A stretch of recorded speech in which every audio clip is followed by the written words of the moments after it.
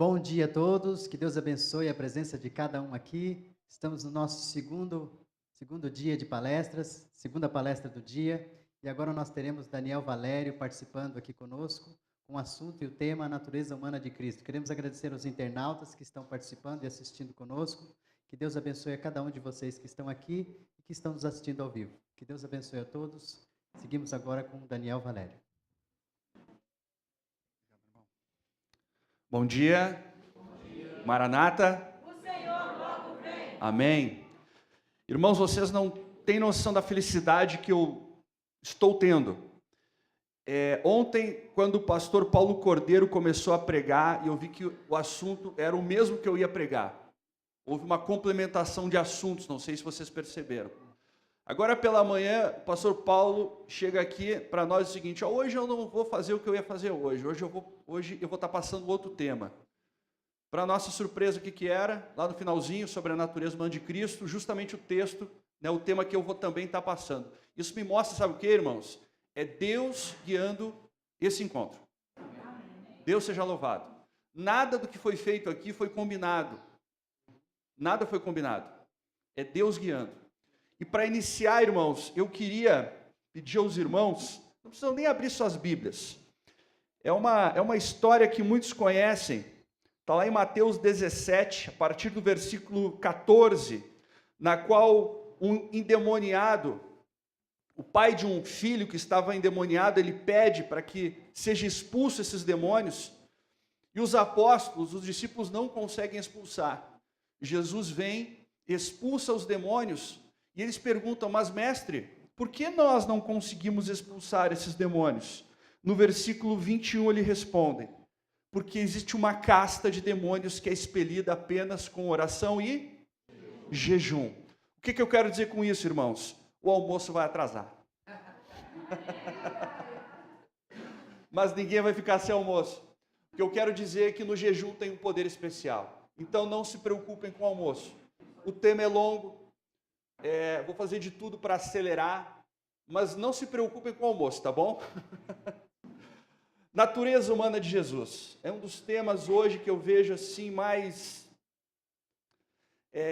massacrado, mais maltratado. E eu quero já deixar claro que é o seguinte: eu não sou um especialista, é um dos assuntos que eu mais gosto. Venho estudado esse tema, há uns 4, 5 anos. E antes de iniciar o tema propriamente dito, queria convidar os irmãos para que nós nos ajoelhássemos, se possível, e façamos uma oração, clamando a proteção e os anjos do Senhor.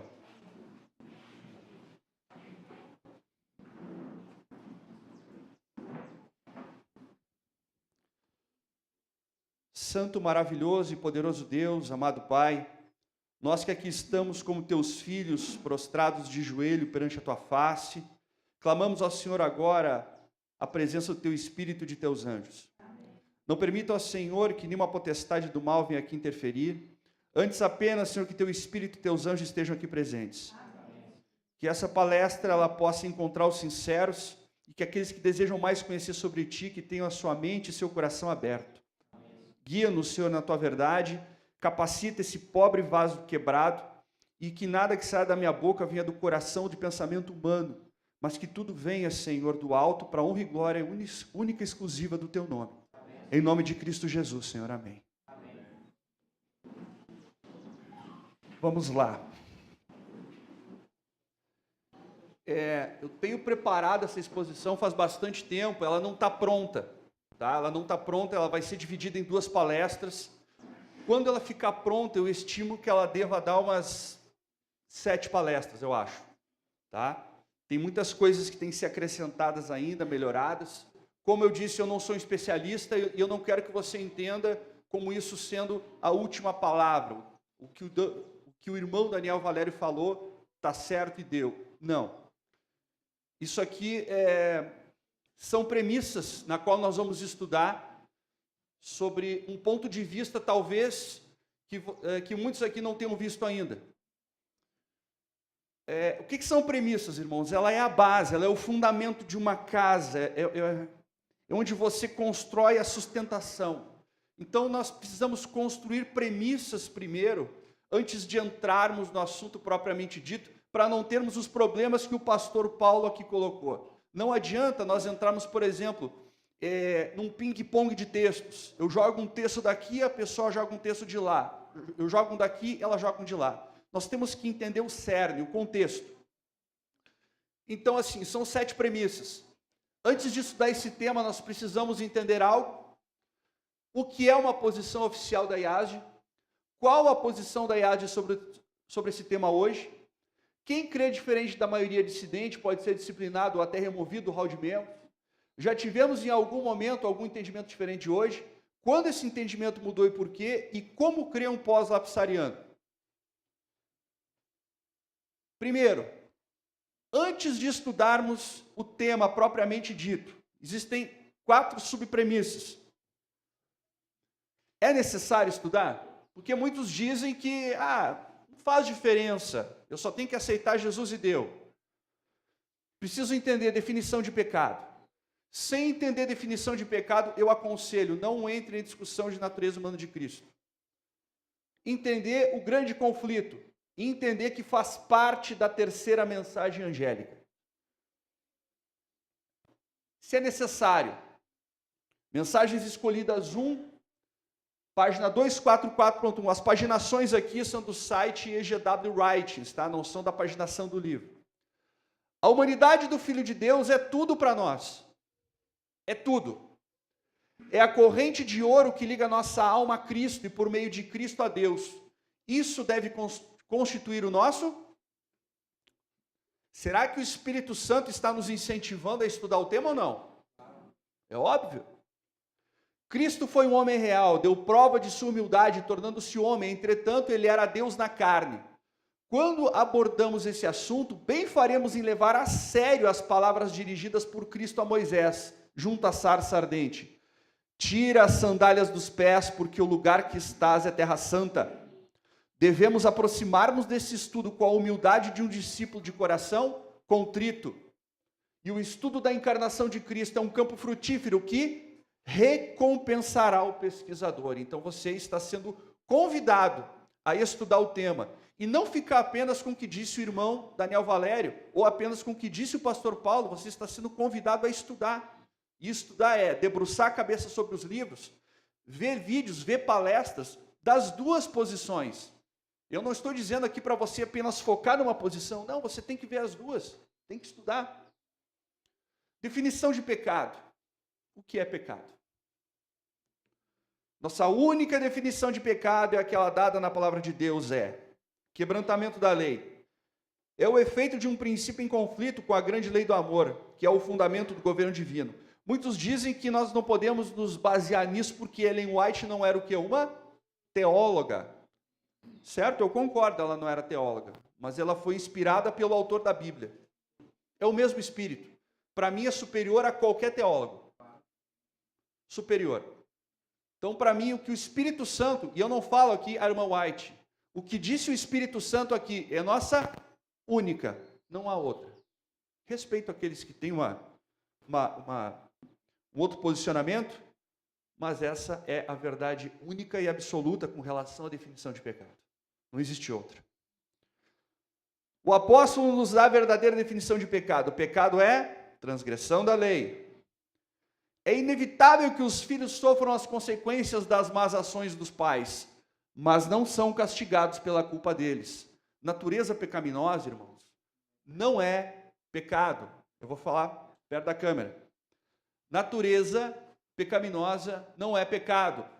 Mas irmão Daniel Valério, isso aí é um problema de interpretação, né? Desses grupos aí que querem se separar. Não é, e eu vou provar que isso é um posicionamento da igreja. Tratado de Teologia Adventista, página 289, diz: a tendência para pecar ou tentação para pecar não é o quê? Não sou eu que estou dizendo. Esse é o posicionamento oficial da igreja. Não é pecado. Essas coisas não constituem rebelião contra Deus. Ceder ao pecado e cometer o ato pecaminoso, transgredindo assim a lei de Deus, isso sim nos aliena do Senhor e nos torna culpados diante dele. Vem a tentação, quando eu atendo à tentação, isso se torna pecado. Eu posso ser tentado e não pecar? Óbvio, Cristo foi tentado e não pecou. É lógico. Somos responsabilizados pelo nosso próprio pecado, mas graças a Deus é-nos oferecido perdão para os pecados e somos aceitos perante Deus, porque a graça reina pela justiça para a vida eterna mediante Cristo Jesus nosso Senhor. Tratado de Teologia Adventista. Qual que é o grande problema com relação a termos um conceito errado de pecado?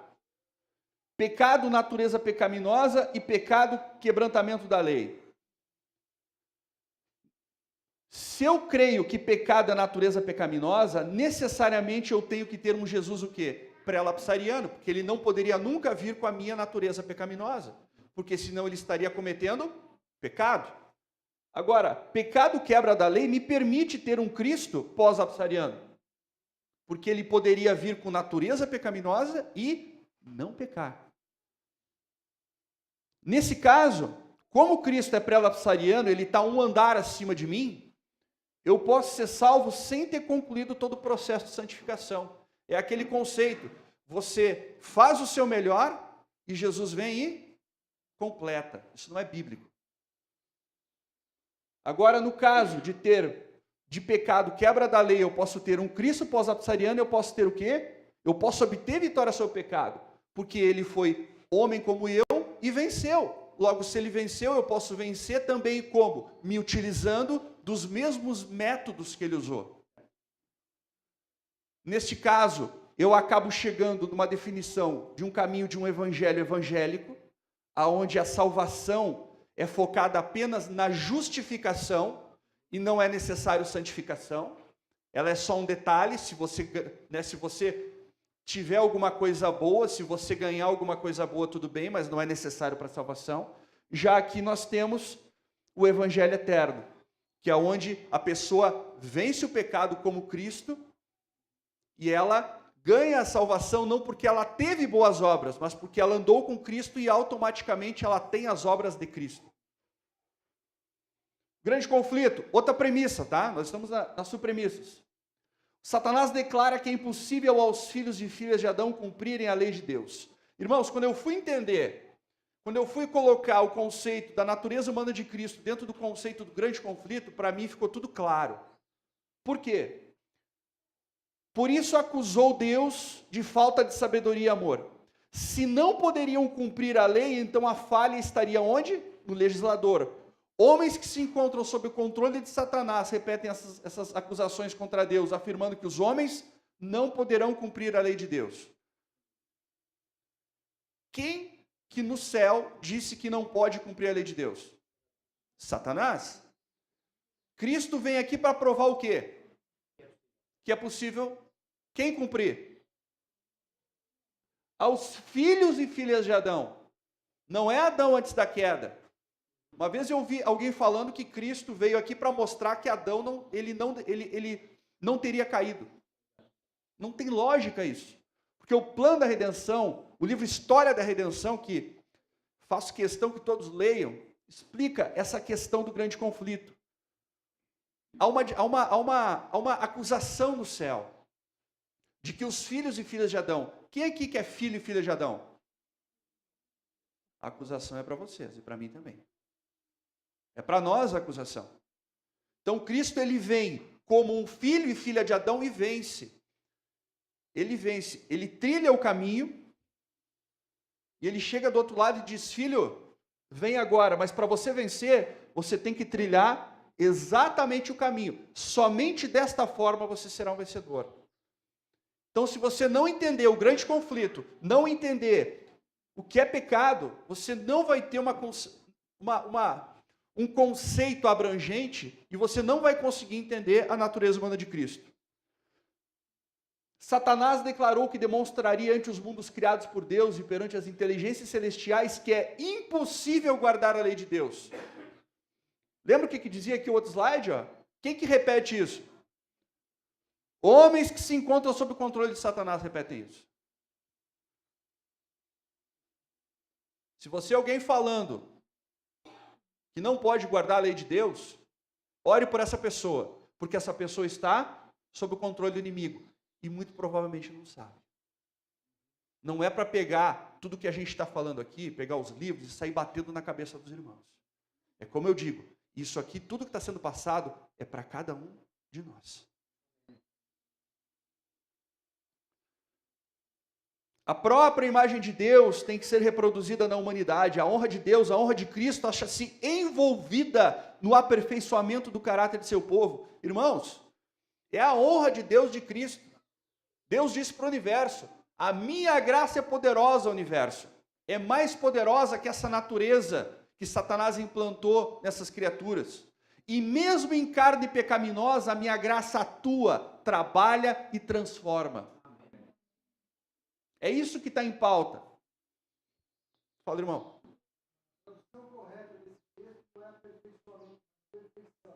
Obrigado.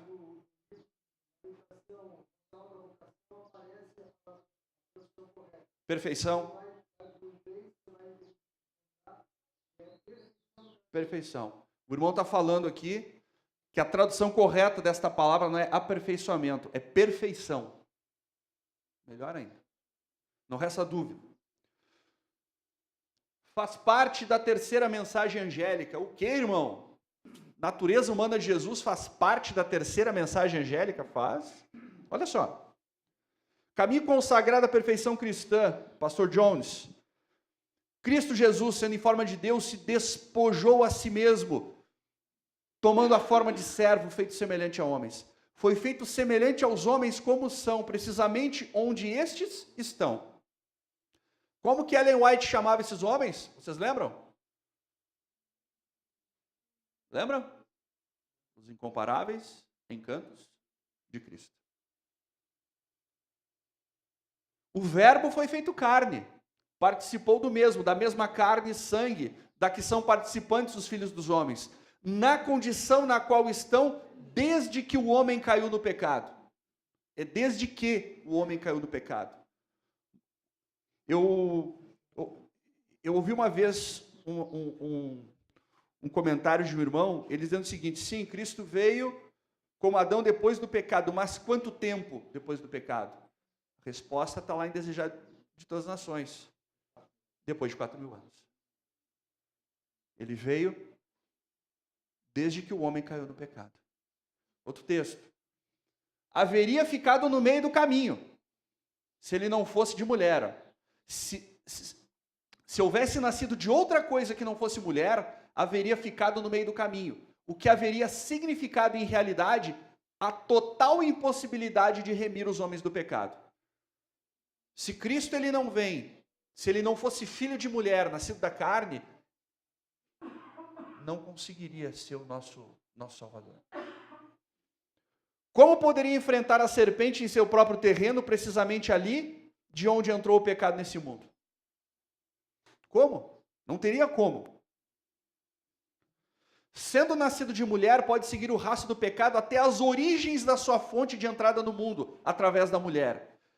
É lógico que deveria compartilhar a natureza humana tal como esta é desde a entrada do pecado. É lógico.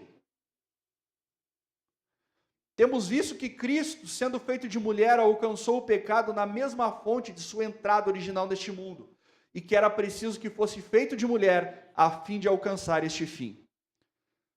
Somente desta forma poderia ser carregado nele o pecado de todos nós. Somente sujeitando-se ele mesmo à lei da hereditariedade, poderia alcançar o pecado em sua autêntica e verdadeira dimensão, tal como é a realidade. Lembra do que eu falei ontem com relação aos livros desses pastores? Por que esses pastores hoje eles são perseguidos, eles são apedrejados? Muitos não querem que nós leiamos esses livros. Embora eles tivessem a assinatura de Ellen White, muitos não querem que nós leiamos esses livros. O que é a posição oficial? Muitos falam, né? Que no Brasil é muito comum você sentar para falar com alguém, porque a posição oficial é essa. A posição oficial hoje parece ser o que muitos dizem, né? Se muitos falam uma coisa, vira a posição oficial. Pois eu quero informar que não é. Não é. Vamos ver na própria literatura nossa o que é uma posição oficial? Questões sobre doutrina, página 34 diz: nenhuma declaração sobre crença adventista pode ser considerada oficial. Quanta declaração? Nenhuma. A menos que seja adotada pela Associação Geral em dia de trabalho. É isso? Associação Geral em Assembleia Quinquenal, estando presentes os delegados de campos de todo mundo. Isso aqui é um exemplo. Essa foi a última, em San Antônio. A próxima vai ser onde, pastor? Sabe? Indianápolis. Essa foi a última. É uma reunião de líderes de todo mundo. Os delegados estão no meio. Muito obrigado, pastor. Os delegados no meio aqui. E os delegados no meio votam. O que é decidido ali é a posição oficial. Se não foi decidido ali, adivinha? Não é. Simples assim, como 1 mais 1 é 2. Muito simples, né? Parece que para muitos 1 mais 1 às vezes é 3. Outro detalhe. Nisto cremos é a palavra final. E veja bem, eu não estou atacando nisto cremos, eu leio, estudo, gosto nisto cremos. Mas a pergunta, vamos ver o que esse livro fala dele mesmo. Embora este volume não represente uma declaração votada oficialmente, vou ler de novo. Lá de cima agora. Neste livro estamos apresentando aos nossos membros, amigos e demais pessoas interessadas, sob forma ampliada, de fácil leitura e de maneira prática, estas convicções doutrinárias e o seu significado para os cristãos adventistas na sociedade atual. Embora este volume não represente uma declaração votada oficialmente, é uma declaração votada? Não. Claro. O livro em si não foi votado pela Igreja Mundial, mas as crenças de que o livro falam, essas sim foram votadas. Amém. Talvez isso pode, aquilo que o irmão está aqui a dizer pode parecer que contradiz aquilo que eu disse há bocadinho. As crenças, as 28 crenças fundamentais, primeiro eram 27, conjunto 27, foram votadas na Conferência Geral de Dallas em 1980. Então, a partir de 1980, elaborou-se este livro a partir das doutrinas que já tinham sido votadas. Agora, o livro não foi votado, o livro todo, o conjunto, mas as doutrinas que são explicadas no livro, essas sim foram votadas, está bom? É só esclarecer. Excelente, muito obrigado, pastor. Porque nós não estamos atacando as doutrinas, muito pelo contrário, para você ser um adventista do sétimo dia, você tem que crer nas 28 doutrinas. Se você crê em 27, adivinha, você não é. Tem que crer. Tem que crer nas 28 crenças. Só que o livro em si, por quê? Porque ele tem comentários ali, que não são comentários que estão no corpo doutrinário, correto, pastor? Então é isso. Porque muitos usam isso como palavra final, e eles não pegam a crença, pegam o comentário que está vindo embaixo. Biblical Research Institute. Posição oficial da igreja. Por posição oficial da igreja, quero dizer uma compreensão específica de uma questão doutrinal, votada como um consenso pelos representantes da igreja mundial em uma sessão da Conferência Geral. Estão entendendo o que é a posição oficial? Para ser posição oficial, tem que ter sido votado numa conferência da Assembleia Geral. Numa Assembleia quinquenal. Qual a posição oficial da IASD sobre a natureza humana de Cristo? É fantástico, porque muitos não conhecem isso. O que é o Biblical Research Institute? Eu não vou ler tudo por causa do tempo, tá, irmãos? Qual que é o propósito dele? Promover o estudo e a prática da teologia e estilo de vida adventista conforme entendido pela igreja. Identifica áreas de discussão doutrinária e teológica que buscam melhorar sua compreensão e constrói o compromisso com a verdade das Escrituras, procurando promover a unidade doutrinária e teológica da Igreja Mundial. Ou seja, é um instituto vinculado à Conferência Geral, que ele tem a finalidade o quê? De unificar as nossas doutrinas, tirar qualquer dúvida, aparar qualquer aresta. Então tem aqui funções e responsabilidades, eu só vou passar o slide por causa do tempo, tá? Depois, quem quiser olhar, voltar para ver a gravação. Sobre apologética, doutrinas bíblicas, respondendo aos desafios, as doutrinas bíblicas como sustentadas e compreendidas, respondendo à indagação sobre questão teológica e doutrinária específica no campo mundial. Serviço, auxiliar a administração da Conferência Geral. Um órgão que está diretamente ligado à Conferência Geral. Estou falando alguma mentira, pastor? Em assuntos de interpretação bíblica e doutrina. Serviu no campo do mundo como um recurso nas áreas de interpretação e doutrina bíblica. Interpretações teológicas, ideias e teorias. Está claro o que faz esse instituto, que é ligado à Conferência Geral? Alguém tem aqui alguma dúvida? Qual que é a função dele? Vamos lá. Isso aqui você encontra no site adventistbiblicalresearch.org, na parte que fala about us, sobre nós. Saiu lá, no Biblical Research, uma pergunta. Está aqui a cópia e aqui está a transcrição. Autor foi pastor Ángel Manuel Rodrigues. A pergunta é: a igreja tem uma posição sobre a natureza humana de Cristo? Vamos lá. Por décadas, os adventistas vêm debatendo a questão da natureza humana de Jesus. Por quanto tempo?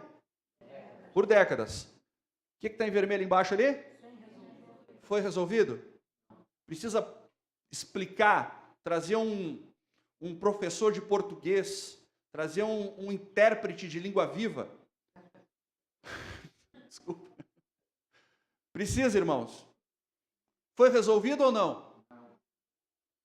A diversidade de visões que caracterizam o debate, ou seja, com relação à natureza humana de Cristo, a igreja sabe que existe uma diversidade de opiniões, que não está resolvido. Estou satisfeito, agora o pastor Ángel, né, escrevendo, estou satisfeito por você não ter pedido a minha opinião pessoal. Ou seja, ele não vai falar o que ele pensa, mas pelo que a igreja tem a dizer sobre esse assunto. A igreja abordou oficialmente sua questão de maneira oblíqua. Tem essa expressão em Portugal, pastor? O que é algo oblíquo, irmãos? Nós temos algo reto e direto e algo oblíquo, meio de lado, né? Por que ele usa essa palavra? Porque a igreja ela não fala de uma forma direta e precisa, é oblíquo. E eu vou te dizer essa posição e por que, na minha opinião, a igreja está correta. Com relação à sua pergunta, a declaração de crenças fundamentais da igreja é útil. O que ele está dizendo? É útil nisto cremos? É óbvio que é. Porque resume aquilo que a igreja considera ser verdade bíblica em todo o mundo. Deixe-me citar algumas declarações relacionadas à sua pergunta. Agora ele pega a parte das nossas crenças que fala com relação a Cristo homem, e ele põe aqui, ó, Deus, o eterno Filho, tornou-se encarnado em Jesus Cristo. Está certo ou está errado? Corretíssimo. Para sempre verdadeiramente Deus, ele também se tornou verdadeiramente homem, Jesus ou Cristo. Está certo? Corretíssimo. Ele viveu e experimentou a tentação como ser humano, mas exemplificou perfeitamente a justiça e o amor de Deus. Certo ou errado? Corretíssimo. Em infinito amor e misericórdia, Deus fez Cristo, que não conheceu o pecado, ser pecado por nós. Certo ou errado? Corretíssimo. Essas declarações atestam que, primeiro, Jesus era divino. Segundo, que ele se tornou o que ele não era, verdadeiramente humano. E terceiro, que ele estava sem pecado, apesar de ter enfrentado tentações severas. Podemos fazer essas afirmações sem hesitações, porque é isso que a Bíblia claramente ensina sobre o Filho de Deus. Contudo, a igreja sabiamente não elucidou em uma declaração doutrinária a natureza específica da natureza humana de Jesus. Vou fazer uma pergunta e eu quero que vocês respondam, né? Nós estamos no Brasil, embora eu sei que ninguém mais aqui vê jogo de futebol, mas eu quero que vocês respondam com ímpeto, né, como se o nosso time tivesse feito um gol, certo? A Igreja Adventista do Sétimo Dia possui uma doutrina com relação à natureza humana de Cristo? Não! Não possui. A igreja não elucidou uma declaração doutrinária específica sobre a natureza humana de Jesus. Não tem doutrina. Último item, do próprio pastor Ángel, desafio para estudar. fato de que a encarnação do Filho de Deus é um mistério não deve nos desencorajar de explorá-lo. Vocês estão sendo encorajados a estudar sobre a natureza do Filho de Deus, a fim de obter uma melhor compreensão dele. Contudo, o assunto ocupará a eternidade. É desejável e até necessário começar a estudá-lo agora. Qual o problema? Podemos estudar agora. Embora ele ocupe toda a eternidade, até é bom já começar a estudar agora. É isso que o pastor está dizendo. Finalzinho, tá? Essas aqui são as últimas 2 linhas do artigo. Eu quis colocar no slide bem, né? Tem que desenhar isso aqui ou não? Será que tem que desenhar? Olha só, a igreja permitiu a diversidade de pontos de vista sobre esse assunto. Ou seja, você, meu irmão, que pensa diferente de muitos, você que é um pós-lapsariano, saiba que a igreja permite que você pense dessa forma. Há uma permissão. E encoraja o seu estudo. O que a igreja rejeita? Rejeita tentativas de impor aos outros as nossas opiniões pessoais. Uau! Quer dizer então que ninguém pode vir na sua casa e falar que você está errado, que você é um herege, e que você não deve pensar assim, que não é posição oficial. Tá claro? Vou entender como um sim. Essa matéria se encontra no site do adventistbiblicalresearch.org/materiais/teologia Jesus Christ, Human Nature.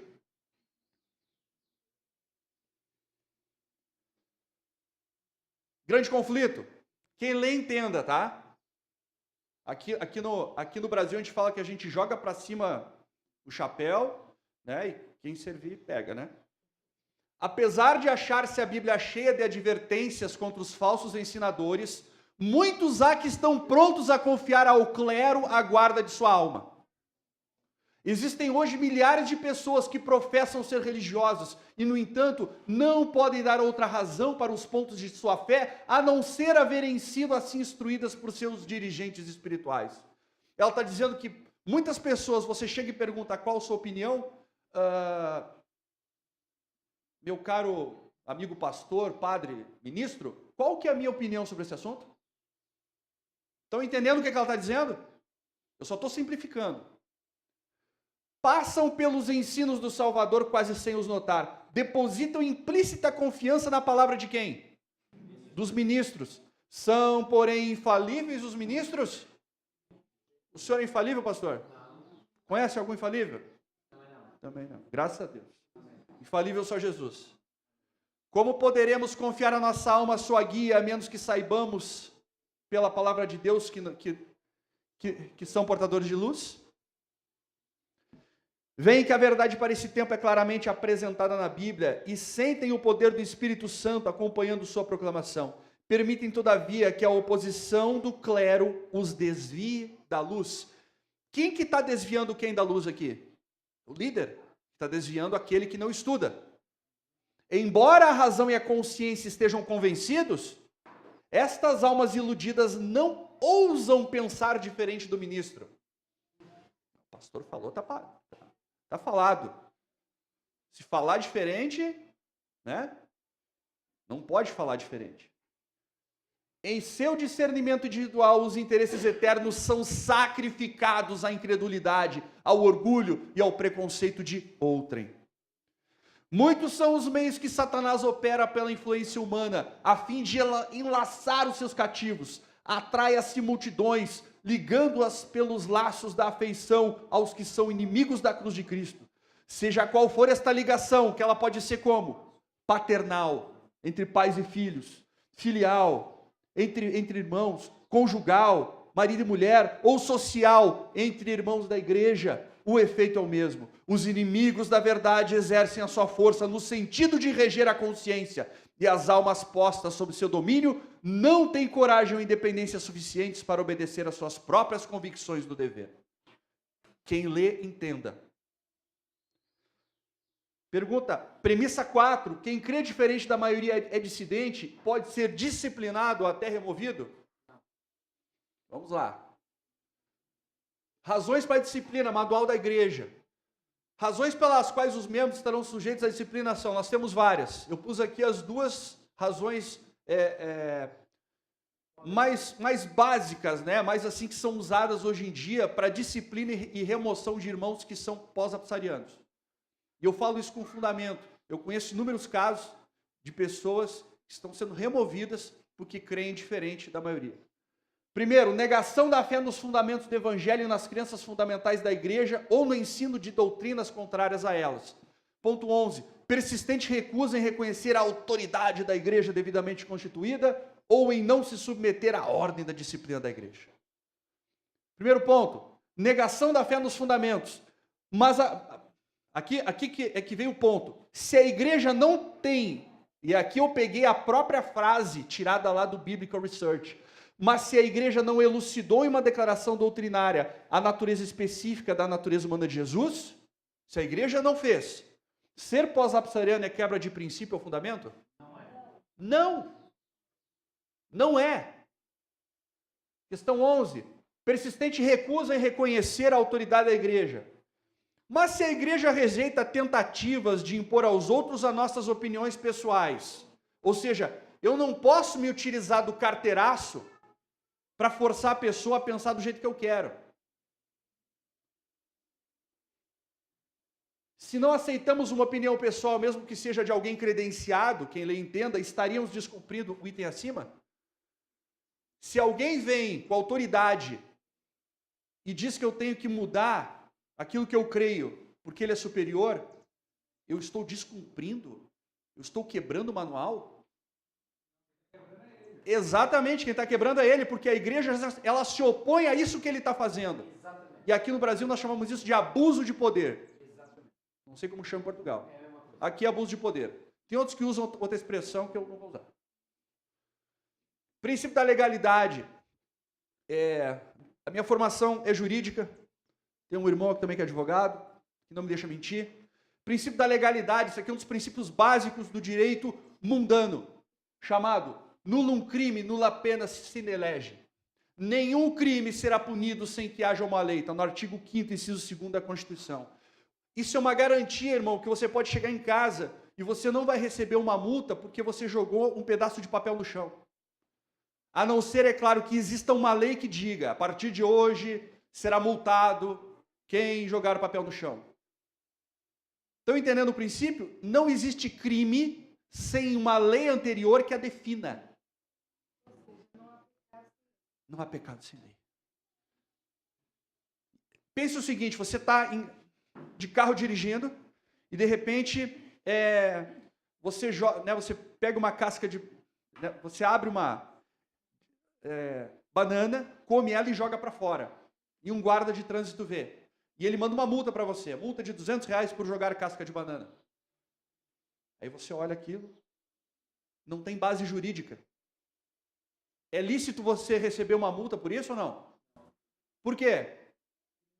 Não existe lei. Este princípio aqui, ele está sendo pisoteado em nossa igreja. Porque não existe regra com relação a ser pós-apsariano. Heresia. Esses hereges, essa heresia. Definição do dicionário, tá? Heresia é quando alguém tem um pensamento diferente de um sistema ou uma religião. Eu ser pós-apsariano fere o pensamento ou as diretivas da igreja? Ou a nossa base? Uma heresia é uma doutrina que se opõe frontalmente aos dogmas da igreja. Ser pós-apsariano fere alguma das 28 crenças? Fiquem tranquilos, tá? Se você é pós-apsariano, você não é herege. Pelo menos pelo dicionário. Amém? Já tivemos em algum momento algum entendimento diferente do de hoje? Movimento da carne santa. Aqui eu vou acelerar um pouquinho, tá, irmãos? Muito por causa do nosso tempo. Mas assim, eu creio que muitos aqui conhecem o que foi esse movimento, né? Mas vamos lá. No final da década de 1890, nasceu nas igrejas da Associação de Indiana o movimento da carne santa. Muito parecido com os movimentos pentecostais e carismáticos. Sim, dentro da igreja adventista. Em 1900, a Conferência Geral mandou esse pastor aqui, o pastor Stephen Haskell, pioneiro, autor do livro Cristo e Sua Sombra, que é um livro fantástico sobre o santuário, que não é mais publicado. Ele e o pastor Brad, enviou ele e suas esposas até a Campal. Qual foi a postura que a liderança teve naquela época? Ó, está acontecendo um problema lá em tal lugar. Manda 2 pastores lá para ver o que está acontecendo. Vamos lá checar para ver o que está acontecendo. O pastor Stephen Haskell foi até essa Campal em 1900 e ele testemunhou algumas coisas. Ele escreveu uma carta para a irmã White. Essa época a irmã White ela estava na Austrália e ela escreveu dizendo: o ensino dado com relação ao que é denominado carne santa é um erro. Qual que era a base desse movimento? A premissa precursora era de Cristo tomou a natureza de Adão antes da queda. Ou seja, esse grupo, eles são os perfeccionistas originais. Quando você ouve ou você lê no Espírito de Profecia a palavra perfeccionista, é desse grupo. Então nós temos que entender o que esse grupo pensa ou fazia. Eles criam que Jesus veio como quem? Como Adão antes da queda. Baseado nessa premissa, ele reivindicava ser possível a obtenção da mesma natureza perfeita ao seguirmos a Cristo. Essa era a base do movimento, eles eram pré-lapsarianos. A carta de Haskell tinha assim, agora é Haskell escrevendo para Ellen White. Sua teologia, ou seja, dos perfeccionistas, nesse ponto, parece ser esta. Eles creem que Cristo tomou a natureza de Adão antes da queda. Portanto, ele se revestiu da humanidade como ela era no Jardim do Éden. Então, a humanidade era santa. A humanidade era santa. E essa foi a que Jesus tomou sobre si. Agora, dizem eles, chegou até nós o tempo especial de nos tornarmos santos nesse sentido. Eles criam que Jesus veio num patamar superior. Então, eles entendiam que eles deveriam alcançar esse patamar de alguma forma. Para aqueles que já estudaram, ou para aqueles que pretendem estudar, vocês vão perceber que eles se utilizavam de um método baseado com música. Música, bateria, guitarra, amém, glória a Deus, mãos para cima, pessoas lá fazendo muitas coisas erradas. Então, muitas pessoas nesses cultos, elas desmaiavam, elas eram arrastadas para frente, enquanto 10, 12 pessoas ficavam em volta, orando por ela. Quando ela recobrava a consciência, eles diziam que essa pessoa havia passado pela experiência do jardim. Logo, ela havia adquirido carne santa. Eles entendiam que a pessoa, ela não teria mais a possibilidade de pecar. Ela não conseguiria pecar nem se quisesse. Eles criam em uma impecabilidade absoluta. Haskell escrevendo, quando declaramos crer que Cristo nasceu em humanidade caída, olha só, o que o Haskell disse para eles? Olha só, vocês estão errados. Jesus nasceu com uma humanidade caída, representante da Conferência Geral, e escrevendo para Ellen White, nós falamos para eles, declaramos crer que Cristo nasceu em humanidade caída. Eles imaginavam que críamos que Cristo pecou. Quando você fala para alguém que você é um pós-lapsariano, que você crê que Cristo nasceu com uma humanidade caída, o que você ouve geralmente? Você está dizendo que Cristo pecou. Irmã, não tem nada de novo no céu. Nada. Tudo está se repetindo. Apesar de havermos declarado nossa posição de maneira tão clara, imagina, eles tentaram explicar, veja bem, irmã, não é assim, porque o pecado, né? Eu fico lá pensando, esses pastores tentando explicar, eles não entenderam. O argumento teológico deles sobre esse aspecto específico parece ser este: creem que Cristo tomou a natureza de Adão antes da queda. Essas são as duas premissas. Eles acreditam, então, que Cristo possuía a natureza de Adão antes do pecado, eles eram pré-lapsarianos. E quando afirmei que nós acreditávamos que Cristo nasceu com natureza humana caída, Haskell, representante da IAGE, era pós-lapsariano, eles nos representaram como que crêssemos que Cristo pecou.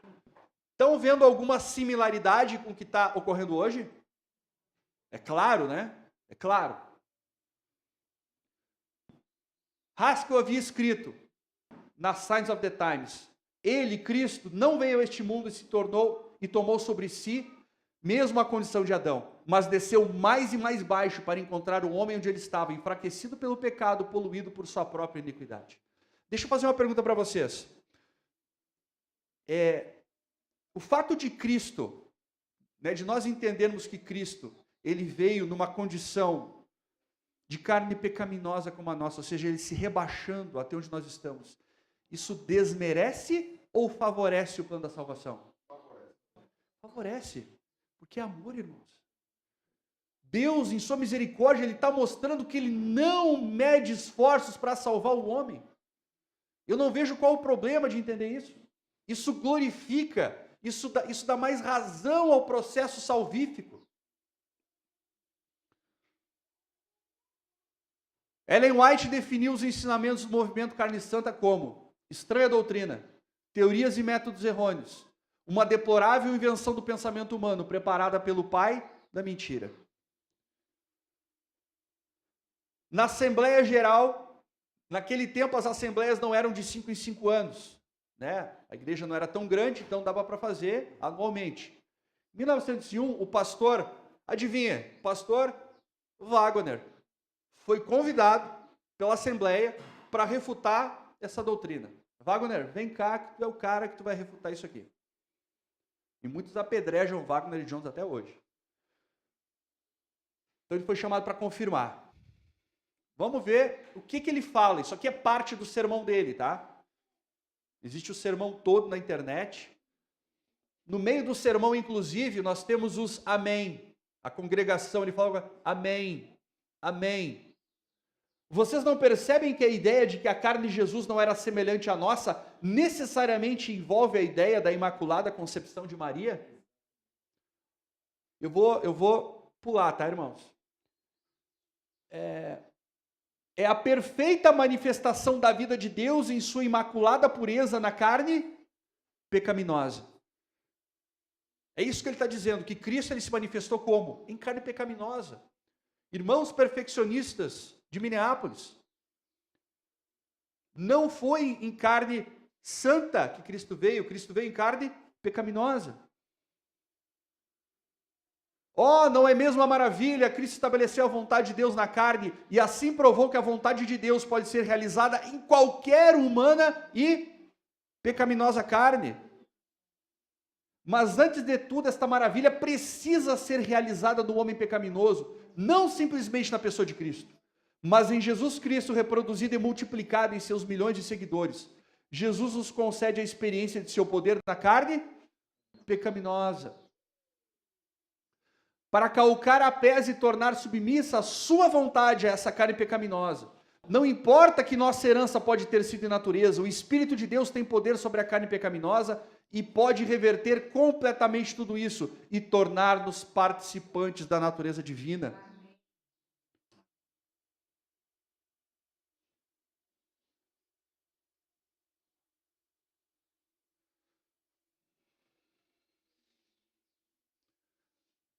Mensagens Escolhidas 2:32 diz: todos podem obter agora corações puros. Isso é a irmã White falando com relação a esse movimento. Não é correto pretender nesta vida possuir o quê? Carne santa. A glorificação, que é a carne santa, é apenas quando Cristo vem. Nós seremos tentados até o final, e com muito mais intensidade ainda no tempo de angústia. Mas todo aquele que aceitar a graça de Cristo e seguir os caminhos de Cristo vai ser um vitorioso como foi Cristo, para mostrar para o universo que é possível sim, mesmo em carne pecaminosa, com a graça de Jesus, vencer todo e qualquer resquício do pecado. O Senhor mostrou-me que a história do passado se repetiria.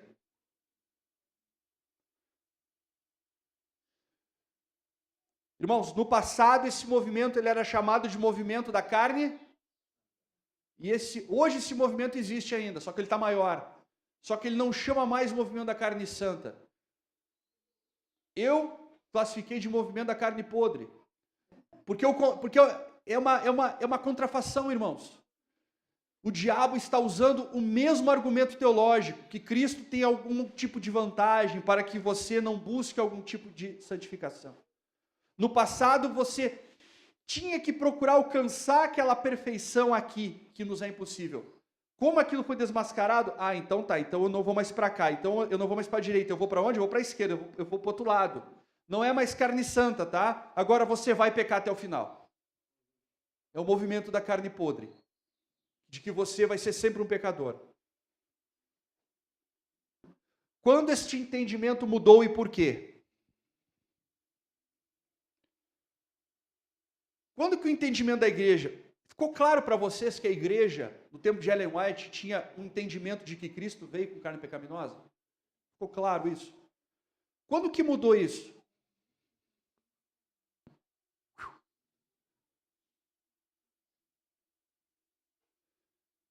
Mudou com esse livro. O que está escrito aqui? Ó? O clássico mais polêmico da história do Adventismo. E veja bem, para que não digam que o irmão Daniel está atacando, né? Esse livro, ele tem matérias fantásticas com relação ao sábado, com relação ao estado dos mortos. Tem temas fantásticos. Eu realmente aconselho você ter em casa esse livro, ler e estudar. Mas ele não traz na capa esse comentário à toa. O clássico mais polêmico da história do Adventismo. E não é a intenção a gente explorar tudo agora, nós vamos só entrar em alguns detalhes. Na década de 50, o professor Walter Martin, co-editor da revista Eternity, estava escrevendo seu famoso livro, O Mundo das Seitas, Kingdom of the Cults, e ele estava classificando a IASD como uma seita. Ah, veja bem, vocês têm uma profetisa, né? Vocês não seguem só a Bíblia, então vocês são seita. Pastor Leroy Frum, ministerial da Associação Geral, leu essa matéria na revista Eternity, entrou em contato com Martin pedindo uma audiência para provar que a IASD não era uma seita. Os editores na época da revista Eternity, pastor Donald Gray Barnhouse, pastor presbiteriano, pastor da primeira igreja presbiteriana de São Francisco, ele tinha um programa de rádio chamado The Bible Study Hour, ele era o diretor, e o Walter Martin, que era, se eu não me engano, era batista, faziam parte dessa revista, uma revista evangélica muito conhecida na época. Esses foram os 3 representantes adventistas, pastor Leroy Frum, Roy Alan Anderson e W.A. Reed. Para mais detalhes, irmãos, de tudo que aconteceu, eu recomendo a palestra do irmão Maicon Bruno, chamada Uma Bifurcação na Estrada, que é uma resenha do livro que, inclusive, tem aqui para ser comercializado. Fala de tudo que aconteceu nessa época. Tem também a palestra do pastor Diego Silva, de 1957, Apostasia Ômega. Essa aqui está mais completa. Tem 4 ou 5 palestras, que eu recomendo. Se você quiser entender bem mesmo o que foi que houve, veja as 2 palestras. Onde que eu quero chegar aqui? Eu quero falar do pastor George Knight. O pastor George Knight, conhecidíssimo na nossa igreja, hoje aposentado, foi professor da Andrews, inclusive amigo pessoal do pastor Herbert Douglas, que é o autor desse livro aqui, Bifurcação na Estrada, pós-lapsariano e um pré-lapsariano de carteirinha. Ambos eram amigos, se visitavam. Eu tô fazendo esse comentário para ver as divergências culturais, né? Aqui, se você pensa diferente, misericórdia, né? Mas lá, felizmente, tem digamos assim, tem essa vantagem. Eu quero falar do pastor George Knight, porque ele foi o autor da introdução histórica do QOD, Questões sobre Doutrina. Em 2007, teve na Andrews uma palestra comemorando os 50 anos do Questões sobre Doutrina. Teve discussão de 2 grupos que estavam lá falando dos temas. O pastor George Knight, ele fez uma introdução histórica, e essa introdução histórica que eu quero passar para vocês alguns pequenos pedaços. Não se preocupem, tá, irmãos? Faltam só 150 slides, a gente termina rapidinho. Tô brincando, não é tudo isso. Questões sobre doutrina, página 12. A princípio, observa Barnhouse, os 2 grupos olhavam um para o outro com grande suspeita. Então, os 2 grupos, quando chegaram, né, todo mundo, né, olhando meio atravessado, e que todo mundo suspeita, né? Isso tudo que eu vou botar aqui está tudo no Questões sobre Doutrina, tá? Porém, Martin, que havia lido uma vasta quantidade de literatura adventista, apresentou aos delegados adventistas uma série de 40 perguntas concernentes às suas posições. O que foi os encontros? O Martin elaborou 40 perguntas e entregou para os líderes. Olha, eu quero que vocês me respondam isso aqui. Com base na resposta, eu vou definir se vocês são seita ou não. Para eles, uma igreja cristã é considerada seita quando baseia suas doutrinas na Bíblia e em algum outro livro, como é o caso dos Mormons, e também a IASD, que baseia suas doutrinas na Bíblia e nos escritos de Ellen White. Enquanto os protestantes evangélicos só aceitam a Bíblia como única regra de fé e prática. Esse era o motivo que a IASD estava sendo classificada como seita, porque nós temos uma profeta, uma profetisa. O que os evangélicos na época pensavam da IASD? O pastor Barnhouse escreveu em seu artigo Discernimento Espiritual como Ler Livros Religiosos, na revista Eternity, em junho de 50, que o livro Caminho a Cristo era falso totalmente, uma verdadeira contrafação que promovia universalismo e erros satânicos. Alguém aqui já leu o livro Caminho a Cristo? Você concorda com isso? Não. Mas essa era a posição que eles tinham. Ele leu o livro e ele chegou a essa conclusão. A natureza humana de Cristo. A doutrina de que... Tá, isso aqui, ó, revista Eternity, setembro de 56. A doutrina que Jesus tomou uma natureza caída é completamente repugnante à igreja cristã em geral. Ele escreveu isso na revista. Os pontos principais para Martin, que desqualificavam a IASD como uma denominação cristã, era papel de Ellen White como profetisa, papel da cruz na expiação e a doutrina do juízo investigativo e a natureza pós-apsariana de Jesus. Não vou abordar aqui hoje por razões óbvias, Vou só falar da natureza humana. Página 12, Pastor Knight, o assunto mais problemático com o qual os adventistas tiveram que lidar foi a natureza humana de Cristo. Não sei o que estou dizendo, Pastor Knight. Mas por que será? Por que será que teve problema? Esse tópico foi problemático porque os evangélicos calvinistas com os quais estavam tratando criam que se Cristo teve natureza pecaminosa, então necessariamente tinha de ser um pecador. Se você crê que ter uma natureza pecaminosa é pecado, você é calvinista. Tá? Não sou nem eu que estou dizendo, é o pastor George Knight. E eu não concordo com tudo que ele fala em termos teológicos.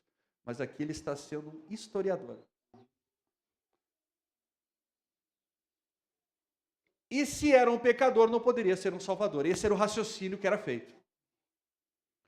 Em sua humanidade, de onde que o Martin tirou isso? Será que foi da mente dele, da cabeça dele? Eu vou ler para vocês aqui, eu não vou ler tudo, mas isso aqui é um trecho de um livro da nossa igreja, de 1914. Esse meu aqui que eu tirei é de 1986, que chama Estudos Bíblicos, o famoso Bible Readings for the Home Circle, onde fala ali ensinamentos da nossa igreja, posições oficiais, o que a nossa igreja cria. Olha só, de sua parte humana, Cristo participou de nossa natureza pecaminosa caída. Já começa assim. Senão, não seria então em tudo semelhante aos irmãos, não seria como nós em tudo tentado, não venceria como temos de vencer, e não seria, portanto, um completo e perfeito Salvador que o homem necessita e deve ter para ser salvo. De sua parte humana, Cristo herdou exatamente o que herda todo filho de Adão, uma natureza pecaminosa. Isso aqui é literatura nossa, tá, irmãos? CPB. Essa minha edição é de 1986. Fica assim até meados de 1990, e nós já vamos entender por quê. Deus em Cristo condenou o pecado não por se pronunciar contra ele como um simples juiz, mas vindo e vivendo na carne pecaminosa, assim todavia pecar. O que o livro está dizendo? Que Cristo não ficou lá sentado lá de cima, o pecado é mau. Não, ele veio e jogou o jogo aqui como tem que ser jogado. Foi dessa forma que ele veio condenar o pecado. Em sua humanidade, Cristo dependia tanto do poder divino para realizar as obras de Deus, como qualquer outro homem. Estudos Bíblicos, Casa da Publicadora, 1989. Tá certo, o meu é de 89, o do outro irmão é de 86. Olha que interessante isso aqui, Pastor Knight também, tá? Do livro Em Busca de Identidade, página 159. Prestem atenção. uma segunda tentativa importante de limpar, e não é palavra minha, limpar as publicações adventistas para fazer a denominação parecer mais ortodoxa, tinha a ver com a natureza humana de Cristo. Opa! Aqui o pastor Knight está dizendo que houve um processo em algum momento que houve uma limpa. Um caso típico é do livro Bible Readings for the Home Circle, que eu acabei de citar. Entre 1915 e 1949, toda a edição desta obra continha 2 declarações explícitas sobre a natureza humana de Cristo. Um ponto de vista que outros cristãos geralmente repugnavam. Este livro adventista amplamente difundido não somente afirmava que Cristo havia encarnado em carne pecaminosa, mas declarava que ele tinha uma natureza humana pecaminosa e nasceu com tendências para pecar. Não sou eu que estou falando, pastor George Knight. Não gostou? Se entenda com ele.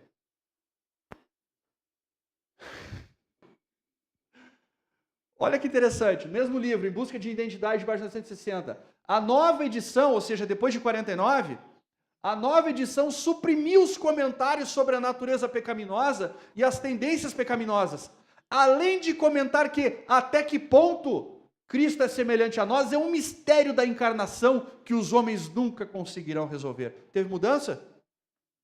Do que eu li anteriormente. Antes estava dizendo que Cristo veio com natureza pecaminosa. A edição de 1950 vem dizer, não, pois é, veja bem até que ponto. A essa altura, Andreasen e outros passaram a interpretar as alterações como parte de uma conspiração para solapar o adventismo tradicional. Para quem gosta de teoria da conspiração, isso aqui é um prato cheio. É um banquete. Né? Imagina, você está lá na sua igreja, você está vendo, né, as doutrinas, a forma, e de repente começa a sumir, começa a reaparecer outra coisa, e você, tem coisa estranha aí. Em Busca de Identidade, página 160, certo estudante do tema observou que, entre 1940 e 1955, a tendência era eliminar dos materiais publicados pela denominação as palavras pecaminosa e caída, com referência à natureza humana de Cristo. Precisa desenhar? De repente, às vezes precisa desenhar em 3D para alguns. Está claro ou não ficou claro ainda? A igreja tinha uma posição pós-apsariana, foi passando por um processo de limpa e depois com questões sobre doutrina muda. Vamos ver mais? Questões sobre doutrina, página 13. Esse foi um problema real para os delegados adventistas, uma vez que em pesquisa recente, entre vários líderes adventistas, o próprio Frum havia descoberto que quase todos eles achavam que Cristo tivera a nossa natureza pecaminosa. Isso foi um problema. A grande maioria adventista dos líderes na época era pós-apsariana. Foi um problema. Não vendo solução, tudo do questões sobre doutrina, tá, irmãos? Não vendo solução para o problema, parece que Frum e seus associados foram um pouco transparentes. Eu fico assim, eu invejo a educação de alguns homens quando escrevem certas coisas. É educado demais isso aqui, irmãos.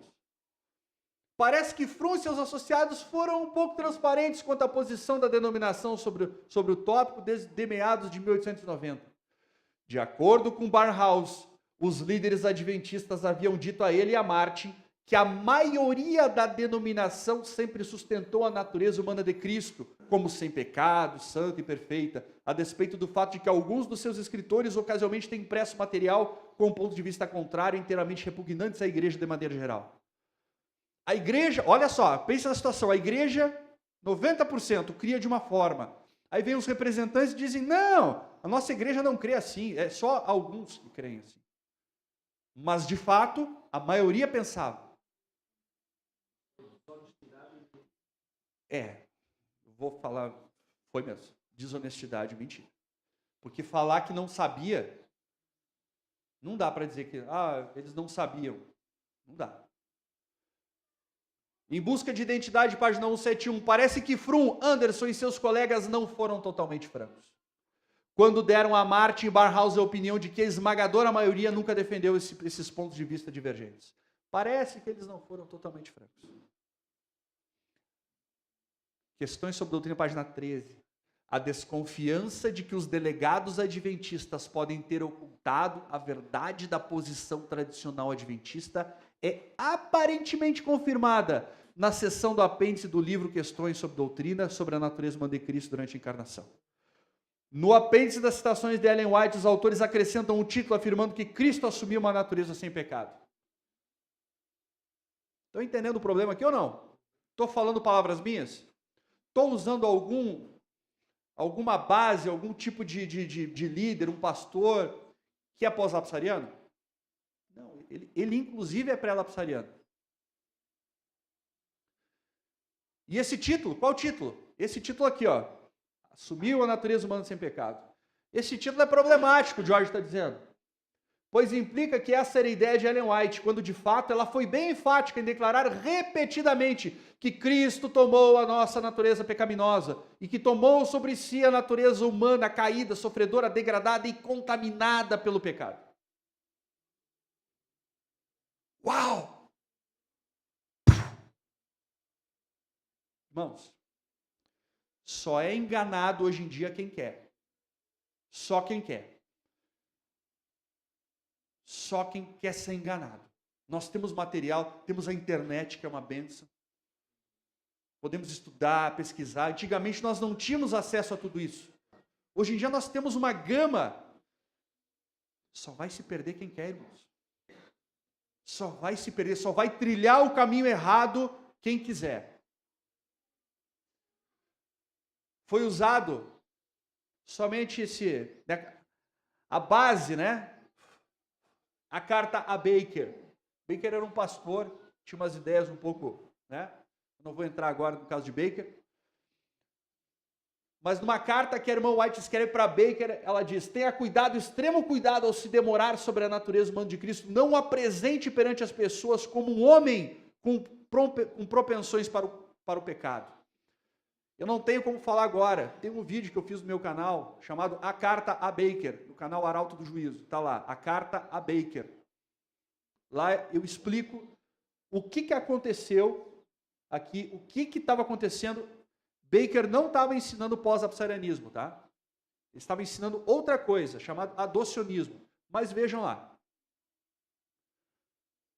Woodrow Wilson, autor do livro Ellen White, A Humanidade de Cristo. Veja bem o que ele fala com relação à Carta Baker. Embora a Carta Baker tenha feito importante contribuição para esse debate, de maneira nenhuma ela é absolutamente essencial para que se estabeleça a posição de Ellen White. Não é essencial. Não é a base. Nós não podemos ficar com 50 textos aqui dizendo que Cristo veio com natureza pecaminosa e a pessoa pega a Carta Baker. Não, mas veja bem a Carta Baker. A Carta Baker. O próprio Woodrow Wilson fala isso. Eu recomendo a leitura desses dois livros, Tocado pelos Nossos Sentimentos, do pastor Jean Zucker. Esse aqui, The Word Was Made Flesh, O Verbo se fez carne, do pastor Ralph Larson. Eu sei, já ia falar agora, vai lá. Isso. Sei que eu já ia falar, pelo Ministério 88 também, né? Não? Luz do Mundo? Amém, irmão. Que bênção, né, irmãos? Nós temos hoje... né? Isso aí. Olha só, temos hoje Luz do Mundo, Ministério 88, IAG, Ministérios de Publicação que estão trazendo materiais de fora que não são publicados aqui, disponibilizando para os irmãos. Isso aqui, irmãos, é um estudo de 100 anos de cristologia dentro da Igreja Adventista. Ó. Desde 1852 até 1952, nunca tivemos uma publicação pré-lapsariana dentro desse período. Nunca! É 150? 150 anos. Inclusive o pastor Paulo Cordeiro foi aluno, né? Do pastor Jean Zucker. Então são os livros que eu recomendo, se você quiser estudar, quiser entender realmente, tá? Esse já tem no mercado, fácil de achar. Eu acho inclusive até que vai... Isso, aqui tem. Eu acho inclusive que ele vai ter que ser republicado, porque saiu tudo, né? Vai ter que ser reimpresso. Esse aqui vai estar saindo logo. É o que eu recomendo. Qual foi o resultado desses encontros? Qual foi o resultado? Estamos no finalzinho, tá, irmãos? Qual foi o resultado? O que será que aconteceu no final do encontro? se a questão de uma mudança na teologia adventista sobre a expiação, e eu não vou entrar no caso da expiação, pode ser vista como semântica. Por quê? Por que semântica? Porque quando esses líderes eles foram confrontados, não, mas vocês não estão dizendo para eles o que nós queremos. Não, veja bem, nós apenas expomos para eles o que nós pensamos de uma outra forma. Semântica. Mas houve o quê? Mudança na teologia. O assunto da mudança de posição sobre a natureza humana de Cristo era de índole substancial. Irmãos, precisa desenhar? Pela misericórdia do Senhor, precisa desenhar? Ele está afirmando que houve o quê? Mudança. Quer Frum e seus colegas estivessem ou não dispostos a admitir, o ponto de vista sobre a natureza humana de Cristo que expuseram foi uma genuína revisão da posição sustentada pela maioria da denominação antes da publicação do livro Questions of Doctrine. Houve mudança, sim. Está registrado. De qualquer forma, Frum, Reed e Anderson conduziram as coisas de maneira a convencer Barnhouse e Martin de que os adventistas eram realmente ortodoxos quanto aos assuntos essenciais com os quais estavam preocupados. Barnhouse pôde escrever no verão de 1956 que, em certos casos, a posição dos adventistas parece para algum de nós como uma nova posição.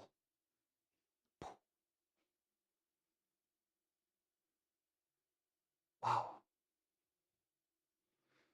Eles, os representantes adventistas, não creem como seus fundadores ensinavam, disse Barnhouse.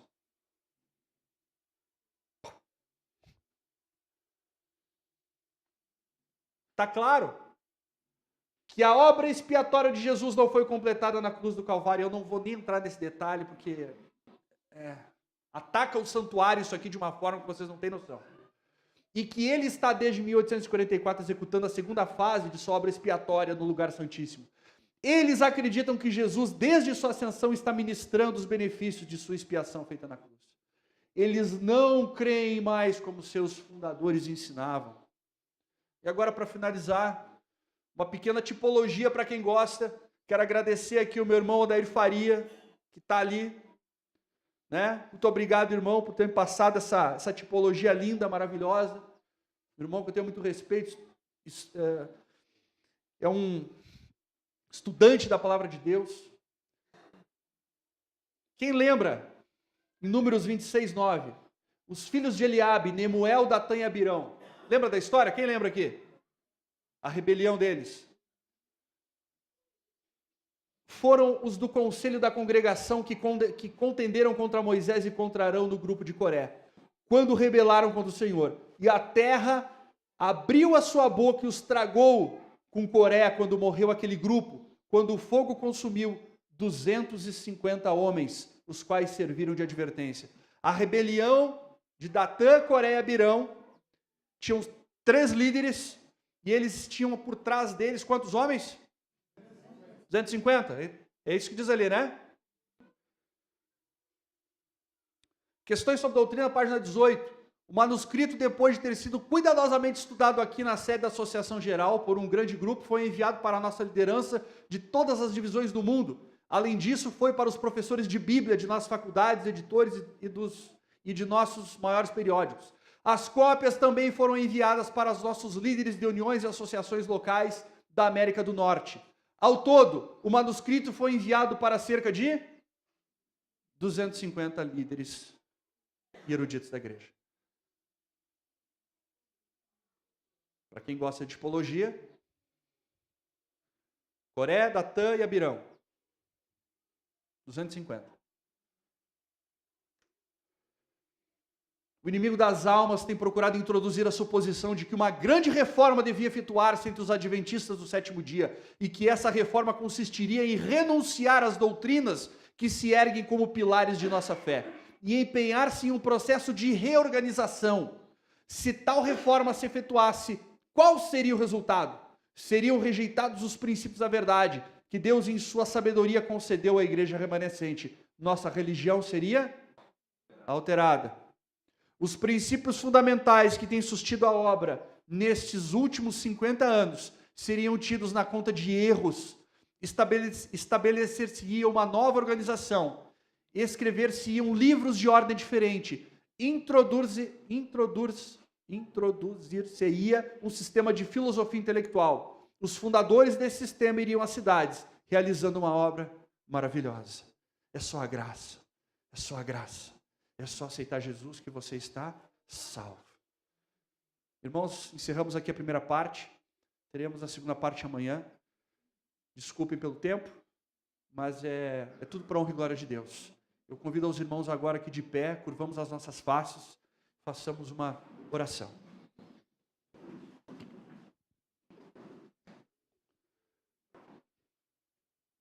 Santo e misericordioso Deus, amado Pai, nós como teus filhos aqui, Senhor, te agradecemos por tanta informação, por tanta bagagem, Senhor, por tudo que tu tem deixado através de teus escritos, de teus servos, de teus profetas, para que nos fosse possível, Senhor, escaparmos das artimanhas do inimigo agora no tempo do fim. Te clamamos ao Senhor que mantenha firme a nossa mente, o nosso coração, o nosso propósito de servir a Ti e a Ti somente. Que tenhamos respeito pelas pessoas, que tenhamos respeito pela liderança, nos ensina sempre a amar essa igreja, mas que acima de tudo, Senhor, coloque em nosso coração o desejo único de fazer a Tua vontade, mesmo quando alguns querem se sobrepujar a ela. Te pedimos ao Senhor que continue abençoando este congresso, que a Tua mão poderosa, que Teus santos anjos e que Teu Espírito estejam aqui sobre nós, sobre as famílias, sobre os palestrantes, que tudo que seja dito, que seja para a honra e glória de Teu nome. É o que te agradecemos, ao Senhor, em nome de Jesus. Amém. Queremos agradecer a todos que estiveram presentes ao vivo e também que estiveram presentes pela internet. Que Deus abençoe a todos vocês. Hoje à tarde, às 15 horas, nós teremos a mesa redonda. Ontem não foi transmitida, mas hoje vai ser transmitida. E você que está nos assistindo pela internet poderá participar fazendo as suas perguntas e participar aqui do nosso culto também. Muito obrigado a todos. Tenham todos uma boa tarde e um bom almoço.